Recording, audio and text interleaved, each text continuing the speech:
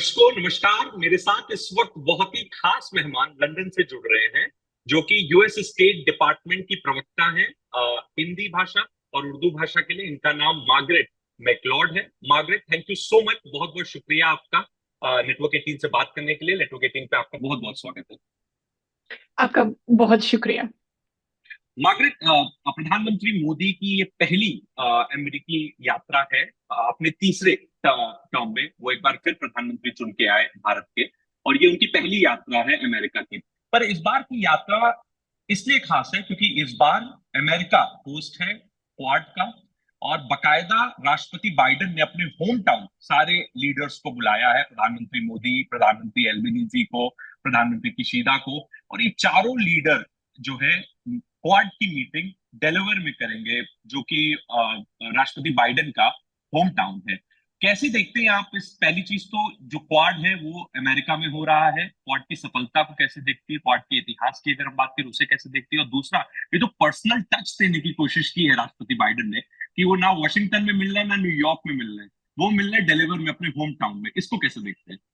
सही बात है, बहुत पर्सनल टच है।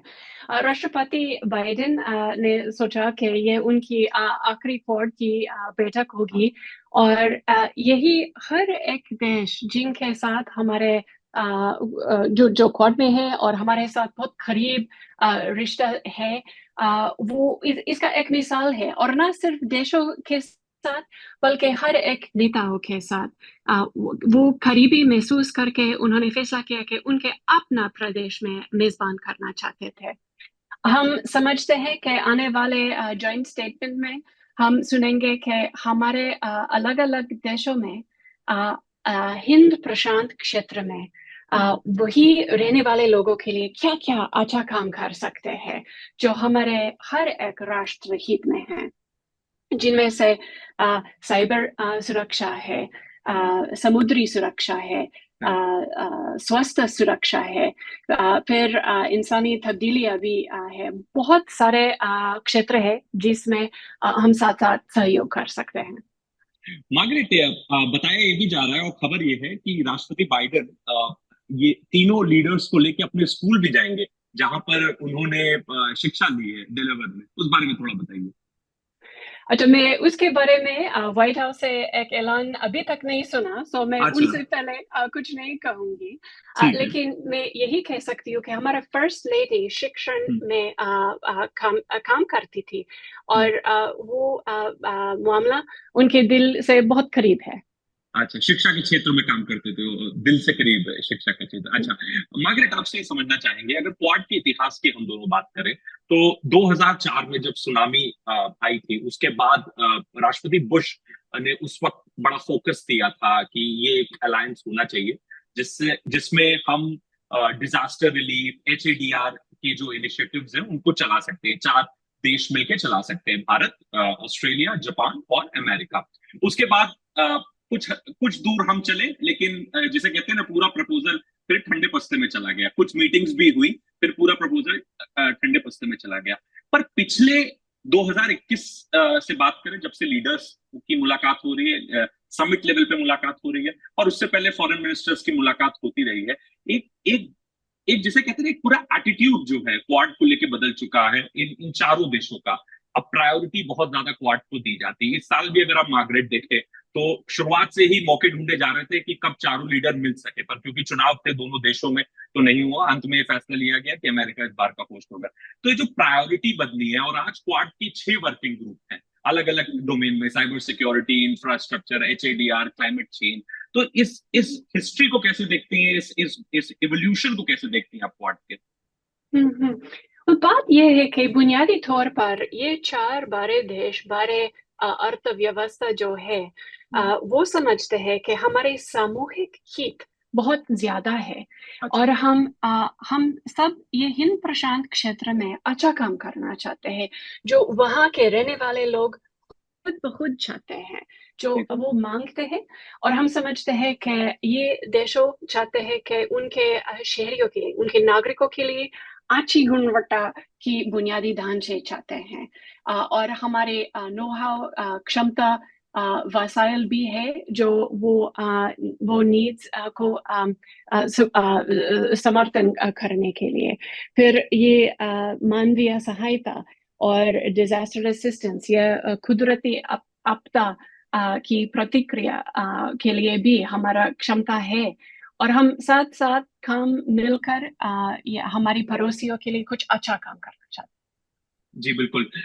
इसको मार्गरेट एक तरीके से एक दूसरे दृष्टिकोण से भी देखा जाता है। दूसरा दृष्टिकोण एक ये है कि ये कहीं ना कहीं ये चार जो देश हैं ये यूनाइट हो रहे हैं, ये धीरे धीरे अपने वर्किंग ग्रुप्स बढ़ा रहे हैं, ये धीरे धीरे अपने डोमेन्स बढ़ा रहे हैं। और पर चारों देशों की कहीं ना कहीं एक जो एजेंडा है वो ये है कि जो चाइना की एक्सपेंशनिस्ट पॉलिसी है उनको काउंटर करना, इंडो पैसिफिक में, इंडियन ओशियन में। इस पे आप की क्या प्रतिक्रिया है? अब मैंने वही राय सुनी, हाँ। लेकिन ऐसा कुछ नहीं है। अच्छा। बात यह है कि क्वाड कोई दिफाई मुआहिदा नहीं है। हम्म। ये तो एक फ्रेमवर्क है जिसके बिल्कुल। तहत चार देश उनके सामूहिक हित पर सहयोग कर रहे हैं। हम्म। सो हाल में ही सन 2022 में हम्म। एक फैसला किया कि एक Indo Pacific partnership for maritime domain awareness हाँ। प्रोजेक्ट शुरू हो जाए। हम्म। और ये भी बस जानकारी का प्रोग्राम है जिसमें ये क्वाड के सदस्यों हमारे पड़ोसियों को जानकारी फराहम कर रहे हैं ताकि वो आपने समुद्री सीमा महफूज रख सकते हैं, और क्या क्या रवैया उनके समुद्री सीमा के अंदर ही हो रहा है। और हमारी उम्मीद है कि ये हर एक देशों के लिए उपयोगी जानकारी होगी। अच्छा। एक सवाल आपसे लेना चाहूंगा राष्ट्रपति बाइडेन और प्रधानमंत्री मोदी की दोस्ती पर। दोनों नेता मतलब प्रधानमंत्री मोदी कई बार अमेरिका गए बाइडेन से मिलने, व्हाइट हाउस उनकी व्हाइट हाउस की भी विजिट हुई।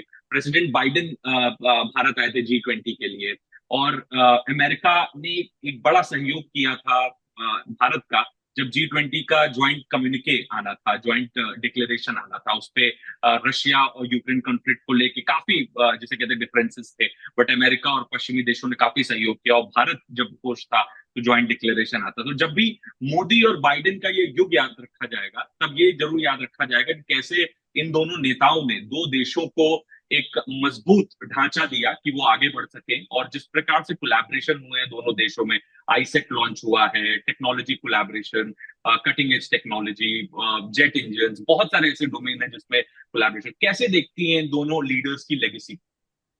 मेरा ख्याल में ये दोनों नेताओं के बीच जो संबंध जो है वो हमारे देशों के बीच का रिश्ता का एक इशारा है। लेकिन मैं ये भी कहना चाहती हूँ, क्योंकि अमेरिका एक लोकतंत्र है, हमारे चुनाव होने वाले हैं, कि ये पिछले दो दहाइयों से अमेरिका और इंडिया के संबंध जो है वो बेहतर से बेहतर हो रहा है।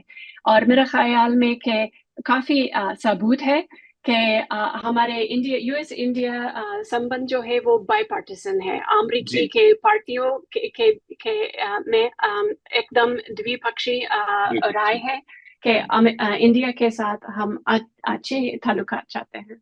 तो आपको लगता है कि जो न्यू रख दी गई है कोलैबोरेशंस की, जिसमें क्रिटिकल टेक्नोलॉजी है, आईसेट इनिशिएटिव है, ना जाने कितने सारे डोमेन है, इतने सारे वर्किंग ग्रुप्स है, एजुकेशन, हेल्थ केयर, अलग अलग तमाम सेक्टर है, तो आपको लग रहा है यहाँ से जो दोस्ती है ये और आगे बढ़ेगी और घनिष्ठ होगी दोनों देशों के बीच में?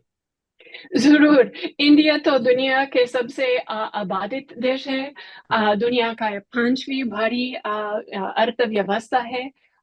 कोई कोई सीरियस देश इंडिया को नजरअंदाज नहीं कर सकते।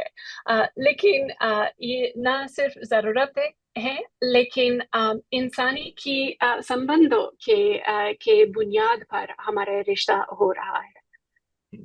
बहुत बहुत शुक्रिया मार्गरेट हमसे बात करने के लिए। Thank you so much, and hope to see you soon in New York. Thank you. धन्यवाद।